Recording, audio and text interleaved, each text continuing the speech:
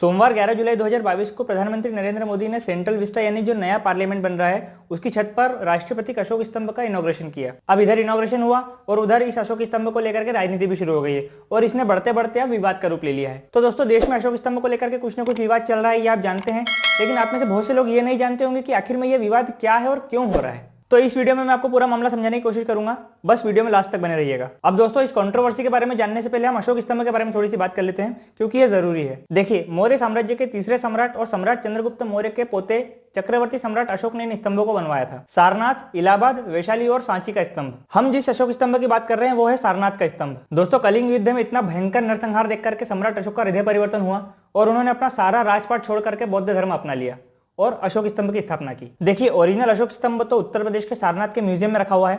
ऐसा माना जाता है कि इसे 250 ईसा पूर्व एस्टेब्लिश किया गया था। फिर सन 1900 में जर्मनी के एक सिविल इंजीनियर ने सारनाथ के आसपास खुदाई शुरू की और फिर 5 साल के बाद में 1905 में अशोक स्तंभ मिला। आर्कियोलॉजिकल सर्वे ऑफ इंडिया की रिपोर्ट्स के अकॉर्डिंग उस वक्त जो अशोक स्तंभ मिला था उसकी हाइट 7 फुट 6 इंच थी। तो दोस्तों, अब बात करते हैं एक्चुअल कंट्रोवर्सी पर। दोस्तों, सेंट्रल विस्टा पर जिस अशोक स्तंभ को एस्टेब्लिश किया है उसकी हाइट 6.5 मीटर यानी कि लगभग 21 फुट है और ग्राउंड लेवल से उसकी हाइट 33 मीटर यानी कि लगभग 108 फुट है। ब्रॉन्ज से बने इस अशोक स्तंभ का वजन 9500 किलोग्राम है, जिसे 100 से ज्यादा मूर्तिकारों ने 9 महीनों में बनाया है। देखिए, 26 जनवरी 1950 को अशोक स्तंभ को राष्ट्रीय प्रतीक चिन्ह घोषित किया गया था और इसके लिए देश में बाकायदा कानून भी है। सिर्फ देश के राष्ट्रपति, उपराष्ट्रपति, प्रधानमंत्री, केंद्रीय मंत्री, राज्यपाल, न्यायपालिका और सरकारी संस्थानों से जुड़े कुछ अधिकारी ही इसका उपयोग कर सकते हैं। रिटायर होने के बाद में वो व्यक्ति राष्ट्रीय चिन्ह का इस्तेमाल नहीं कर सकता है। भारतीय राष्ट्रीय चिन्ह एक्ट के तहत अगर कोई आम व्यक्ति अशोक स्तंभ का इस्तेमाल करता है तो उसके लिए 2 साल की सजा और 5000 रुपए जुर्माने का प्रावधान है। अब दोस्तों, विरोध पर आते हैं। सबसे पहले तो प्रधानमंत्री नरेंद्र मोदी के इसका इनॉग्रेशन करने पर विरोध किया गया। एआईएमआईएम चीफ असदुद्दीन ओवैसी ने आरोप लगाया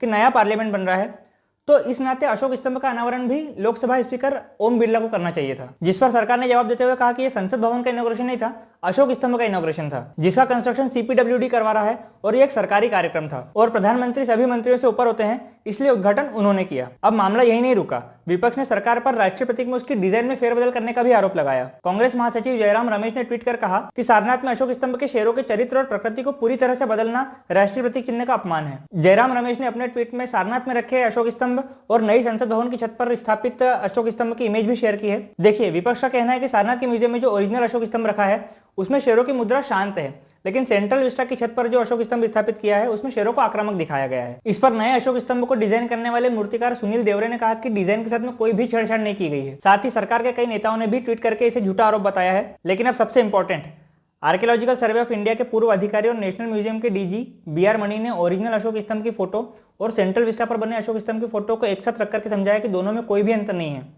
साथ में उन्होंने यह भी समझाया कि देखने वालों को अंतर क्यों लग रहा है। बीआर मणि ने कहा कि ओरिजिनल अशोक स्तंभ की हाइट 7 फुट के आसपास है, लेकिन इसकी रेप्लिका यानी कि जो नया अशोक स्तंभ है इसकी हाइट 21 फुट के आसपास है, इसलिए देखने वालों को अंतर दिख रहा है। दूसरा यह कि ओरिजिनल अशोक स्तंभ जो है वो चुनार के बलुआ पत्थरों से बनाया गया था और ये जो अशोक स्तंभ है इसे ब्रॉन्ज से बनाया गया है। इसके अलावा इसमें एंगल की बात भी कही जा रही है कि अगर आप नीचे से देखेंगे तो शेरों का मुंह आपको थोड़ा ज्यादा खुला दिखेगा, लेकिन अगर आप फ्रंट व्यू से देखेंगे तो शेरों का मुंह थोड़ा कम खुला दिखाई देगा। तो दोस्तों, ये था मुद्दा।